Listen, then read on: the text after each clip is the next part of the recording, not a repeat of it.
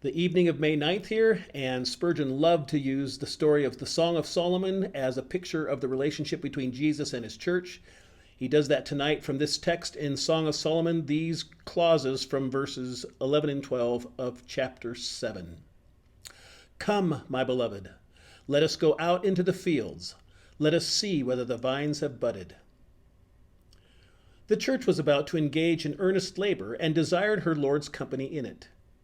She does not say, I will go, but let us go. It is blessed working when Jesus is at our side. It is the business of God's people to be trimmers of God's vines. Like our first parents, we are put into the garden of the Lord for usefulness. Let us therefore go forth into the field. Observe that the church, when she is in her right mind, in all her many labors, desires to enjoy communion with Christ. Some imagine that they cannot serve Christ actively and yet have fellowship with him, and they are mistaken.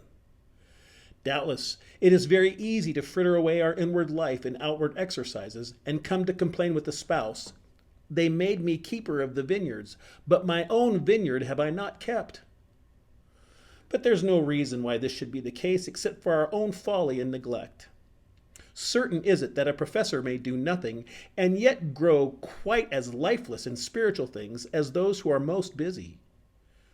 Mary was not praised for sitting still, but for sitting at Jesus' feet. Even so, Christians are not to be praised for neglecting duties under the pretense of having secret fellowship with Jesus.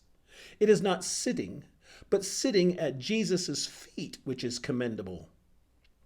Do not think that activity is in itself an evil. It is a great blessing and a means of grace to us. Paul called it a grace given to him to be allowed to preach, and every form of Christian service may become a personal blessing to those engaged in it. Those who have most fellowship with Christ are not recluses or hermits who have much time to spare, but indefatigable laborers who are toiling for Jesus and who, in their toil, have him side by side with them so that they are workers together with God. Let us remember then, in anything we have to do for Jesus, that we can do it and should do it in close communion with him.